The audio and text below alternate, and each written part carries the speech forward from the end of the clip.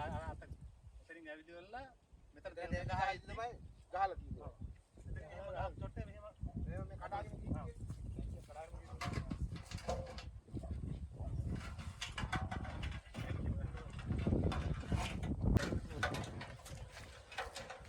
टंकी ले दी है टंकी ले दी तेरी गाल दी को ये दिन कब से करने ये दिन मुझे नाम एक टमाटर तेल गगाई इसी केरला दी नहीं पार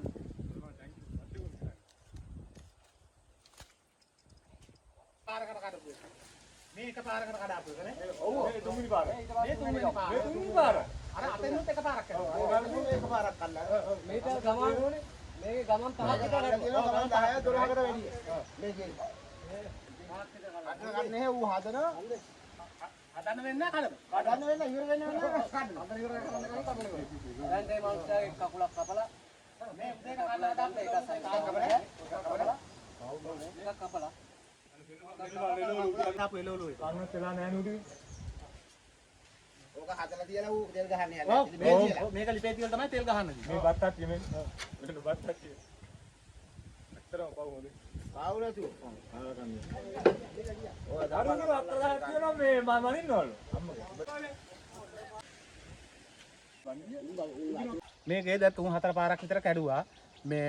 මේ දැන් මේ අද ඔය මේ කකුල් දෙක කැඩිච්ච එක්කෙනා තෙල් ගගහ ඉඳ තමයි ඔය මේ ඇවිල්ලා අලි ප්‍රහාරේ ලක් වුනේ. මේ මෙච්චර කාලයක් අලි හිටියේ නෑ ඔය තරම්ම. දැන් මේ මාස 4ක 5ක වගේ ඉඳලා තමයි ඔය විදියටම එන්නේ. මට හිතෙන්නේ හිතෙන විදියට අලි වෙන කොහේ හරි ඉන්න අලි මෙහාට ගෙහලා දාලා දන්නෙත් නෑ. නැත්තම් මේ ඔයිට ඉස්සර වෙලා ඔය විදියට අලි හිටියේ නෑ මේ හරි. ජනාධිපතිතුමනි අපි දැන් හිටපු කාලය වැඩි ඉන්න තියෙන කාලය අඩුයි.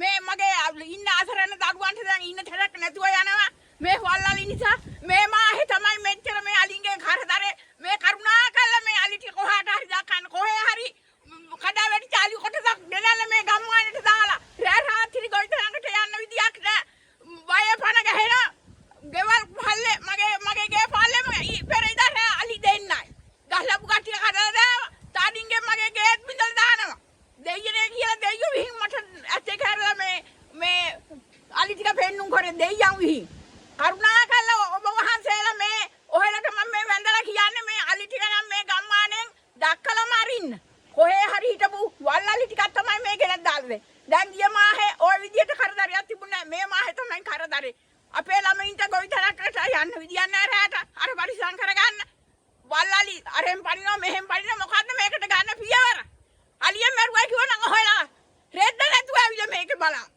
රෙද්ද නැතුව ඇවිල්ලා බලන්න. ඒකලම් ඉන්න නිලදා ඉන්න මේ අයිසක ගොයිය ටික දාකගෙන යයි. මීහරක් දාකන්න වගේ. එහෙවට ඇයි එහෙම වැඩ කරන්නේ? කරුණාකර මේ අලි ටික දාකන්න කියලා මං කියන්නේ. මගේ දරු පැටවුන්ට ඉන්න තැනක් නැහැ.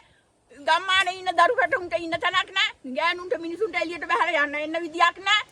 අලි නිසා මහපාරේට බැස්සත් මහපාරේත් අලි ටික. උදේට පොඩි අය අරගෙන යන්න විදියක් නැහැ ඉස්කෝලේට. ඔහෙලා දන්න ඕනේ කලියලුත් පොඩි අය කී දෙනෙක් මරලද කියලා මේ ගොයිතන් කරලා මේ ඉස්කෝලේ යන්න බැහැපු දෙමව්පියෝ මරලා දරු පැටවු මරලා ඉස්කෝලේ යන්න ආපු ගමන් කරුණාකරලා මේ අලි ටික දාකන්නේ කියලා මම නම් කියන්නේ ඔබ වහන්සේලාට. වෙනිබෙන් කරලා තියෙන මේ වැටවල් මේ එකක් නැති නිසා තමයි මේ වගේ හේතු වෙලා තියෙන්නේ. මොකද අර ගහේ මේ ගහේ කම්බිලි කෙල්ලලා තියෙනවා. කිසිම නඩත්තුවක් නැහැ. නිලධාරීන් එනවා අර ගහේ මේ ගහේ කම්බිලි කෙල්ලනවා. ඒ මිනිස්සුන්ගේ වැඩ ඒ මිනිස්සු අධිකාරී කරනවා. හැබැයි ලොකු නිලධාරියට කතා කරලා කියන්න කිව්වා පස්සේ ඒ මිනිස්සු අනතුරක් වෙච්ච කතා කරලා කිව්වා පස්සේ මිනිස්සු ෆෝන් එකක් ආන්සර් කරන්නේත් නැහැ. එන්නේ යන්නේත් නැහැ. හැබැයි ඇවිල්ලා කියන්නේ මොකද්ද? මේ ඉඩම් මේ වගේ මේ ඉඩම් ප්‍රමාණය වැඩිලු ඒකෙන්ද මේවට වන්දි ගෙවන්න බැරිලු. එහෙම නැත්නම් මහත්තයෝ මේමයි රක්ෂිතේ ඉන්න අලියා ගමට ඇවිල්ලා ගමේ අනතුරක් කරාට පස්සේදී ඒ මිනිස්සුන් නිලධාරිය ඇවිල්ලා අපිට කියනවා නම් මේම අපිට වන්දි ගෙවන්න බෑ කියලා. ඒතුළු මේක කවුද වන්දි ගෙවන්නේ? රක්ෂිතේ ඉන්න අලියා නම් රක්ෂිතේ ඉන්න ඕන. නම් රක්ෂිතේ නෙමෙයි දැන් ඉන්නේ. සම්පූර්ණ මේ අලිසික හේරම ඇවිල්ලා මේ ගමේ තමයි රැඳිලා ඉන්නේ. 24 පැයෙම අලි ඉන්නවා ගමේ. නිලධාරීන්ට කිව්වම පස්සේ කියන්නේ ඔයගොල්ලෝ එලවන්න බැරිලු මිනිස්සු ඉන්නවලු ගමේ. ඉතින් ගමේ මිනිස්සුත් ඉන්නවා අලිත් ඉන්නවා. හැබැයි අපි කියන්නේ වෙන මොකක් නෙවෙයි. තරහමරා වෙන මරා කට කරන කියන නෙවෙයි කියන්නේ අපි කියන්නේ කරුණාකරලා පුළුවන් විදියට මේ වල්ලාලි ටික ආපහු කැලිය දුවට දාලා අපිට නිසි විදියට මේ වැට මේ කරලා දෙන්න කියලා අපි කියන්නේ. මොකද නිලධාරීන්ට කිව්වට නිලධාරී කියන්නේ ලොකු නිලධාරියෙකුට කිව්වම පස්සේ කියනවා අරයාට කතා කළා කියන්නේ. එයාට කතා කරන් පස්සේ කියන අනිත් එකට කතා කළා කියන්නේ. නමුත් ඒ කිසිම කෙනෙක්ගේ විස්තරයක් විසඳුමක් මේකට නැත. ඒකෙන්ද අපි කියන්නේ කරුණාකරලා මේ වැට හරියට හදලා දීලා මේ වනාලි ටික කැලේට දක්වලා අපිට නිසි විසඳුමක් කරන් දෙන්න කියලා අපි කියන්නේ. අද දින මේ සිද්ධ වෙච්ච වනාලි ප්‍රහාරය උදෑසන 9ට සමයි සිද්ධ වෙන්නේ. එතකොට මේක බලධාරීන්ට දැනුවත් කරන්න ගත්තට පස්සේ අද දින වනජීවී අධ්‍යක්ෂක ජෙනරාල්වරයාට මගේ දුරකථනයෙන් WhatsApp එකට පණිවිඩයක් දානවා මේ සිදුවීම පිළිබඳව වීඩියෝ කරලා. ඊට පස්සේ මොනරාගල සාමාන්‍ය අධිකාරිවරයාට කතා කරනවා, වැල්ලාවේ ප්‍රාදේශීය ලේකම් කාර්යාලය බල ප්‍රදේශීය ඉන්න නිලධාරියට කතා කරනවා, කතරගමට කතා කරනවා.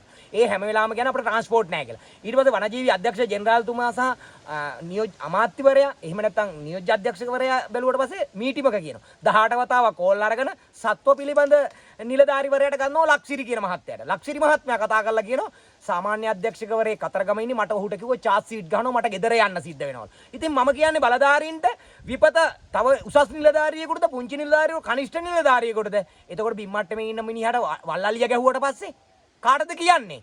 දැන් රජේ අවභාවිතා කරනවා කියලාද මුදල්? නෑ රජේ දුරකථනෙන් ඒ නිලධාරියට කතා කරන්න බෑ. මේකද රටේ නීතිය. මේ රටට මඩ ගහන්නේ රජයේම නිලධාරී. එතකොට රජයේ නිලධාරී බුද්ධිමත් නම් මේ නිලධාරියට මොකද්ද කරන්න ඕනේ? සත්ව පිළිබඳ වනජීවී අධ්‍යක්ෂක දෙපාර්තමේන්තු අධ්‍යක්ෂ ජෙනරාල්වරයාගේ යටද මේ ව්‍යසන විපත ඊයේ දින සිදුවීමක් කරනවා ගයක් කඩනවා ඒක දැනුවත් කරනවා දැන් අද දින උදේ 9ට සිදුවීමක් කරනවා දෙපා දෙක කඩනවා ගේ කඩනවා දැන් මේ ඉන්න ගේ කඩලා තියෙන්නේ එතකොට දැන් මේක කාටද කියන්නෝනේ දැන් බුදු සාසන අමාත්‍යාංශ සංස්කෘතික අමාත්‍යාංශයට කියන්නද වන සංරක්ෂණ දෙපාර්තමේන්තුවට වනජීවීකටයි මේක කියන්න ඕනේ ජනාධිපති කාර්යාලයට කියන්නේ මොකටද ජනාධිපති කාර්යාලයට නෙමෙයි මේක කියන්න ඕනේ වනජීවී දෙපාර්තමේන්තුව එතකොට වනජීවී දෙපාර්තමේන්තුවේ ඇමතිතුමයි අධ්‍යක්ෂ ජෙනරාල්වරයයි සම්බන්ධ වෙන්නේ නැත්තම් ඒ දේ වෙන වැඩ නම් ඒ වෙනකොට සත්‍යය පිළිබඳ පාලක නිලධාරිවරයා කියනවා අපෝ ඉහළට කිව්වොත් මට චාර්ජ් සීට් හම්බුවේ මගේ ජොබ් එක නැති වෙයි. එතකොට දැන් බිම්මට්ටමේ ඉන්න මිනිස්සු නැති වුණාම උඹලා මොකටද ඔතන ඉන්නේ? එතකොට උඹලා ඉන්නේ බල්ල පූසා හදන්නේ. බල්ල පූසා නෙමෙයි මනුස්සත්ව ලෝකේ ඉන්න ශ්‍රේෂ්ඨතම සත්‍ය ආරක්ෂා කරනකොට ඒක මිනිස්සයාගේ නිලධාරියට නිලතල බලතල කරුතර කරන්න ආචාර කරන්න ඕනේද? විපතක් නම් විපත කියපල්ලා. ඒකනේ වැටුප් අරන් ඔතන රැඳෙන්නේ. ජනාධිපතිතුමාට හැමදේම මට කියන්න බෑ. හැබැයි පාලකයාට මම කියනවා පාලකයා නිලධාරියා නායකයා නැත්තම් පුංචි එකා බිම්මට්ටමේද උස මට්ටමේද මැද පන්තියේද කියන එක බලන්නේ තරහා දින වැඩ කරන ක්‍රමවේදයක් හදමුයි කියලා මම යෝජනා කරනවා මේ ව්‍යසනේ මෙතනින් නතර කරන්න බලධාරීන් අවධානය යොමු කරන්න අපි මේ ගොවිතැන් කරගෙන හිටපු ඉඩම් කඩන් සේරම දැන් මේ පොරොස්ටකින් කියලා ඇවිල්ලා කණු වගේක් දාලා ඒව සේරෝම මේ රජයට අරගෙන මේ ගම්මාන මැදමයි ප්‍රධාන පාරායිනෙත් ඒ වගේ රතු පාට කණු වගේක් දාලා ඉවරලා ඒගොල්ලෝ වට කරලා ගැහුවා ගල් කඳු එහෙම සේරම. දැන් අලිය ඇවිල්ලා ඉවරලා ඒවට ගාල් වෙනවා. ගාල් වෙලා ඉවරලා ප්‍රධාන පාරායිනෙම දාලා තියෙන වංජී බෝඩ් එකක්. එතන සුද්ධ කරන්න බෑ. එතනින් තමයි අලිය මාරු වෙන්නේ හැමතිස්සෙම. අපි ගොවිතැන් කරන් හිටපු ඉඩම් කඩන් තමයි මේ සේරම අල්ලගෙන තියෙන්නේ මේගොල්ලෝ. පොරොස්ටකේ කියලා කියන්නේ. ඒගොල්ලෝ ඉවරලා පොරොස්ටකේ අයම ඒ ඉඩම් කඩන් විකුණලා දැන්ට සුද්ධ කරලා කරන්ටට වල් ගහලා ඒගොල්ලෝගේ ඉඩම් කියලා ඉවරලා ඒගොල්ලෝ මේ විකුණනවා මේවා. අපි කියන්නේ ඉතින් අපිට මේ ඉඩම් කඩන් සුද්ධ කරලා ඉවරලා අලියන එක නතර වෙන්න ගොවිතැන්වත් කරන්න දෙන්න. ඉල්ලලා යනවා අර ගහේ මේ ගහේ මේ වැටවා ටික අපිට අපි මේ වැට බලා ගන්නවා අපිට දෙන්න මේ නිරදා ටික අයින් කරලා මේ අපි බලා ගන්නවා රැයට. ටෝච් ටිකයි ට්‍රැක්ටර් ටිකයි අපිට දෙන්න. අපි එළවනවා. ඉවරයි.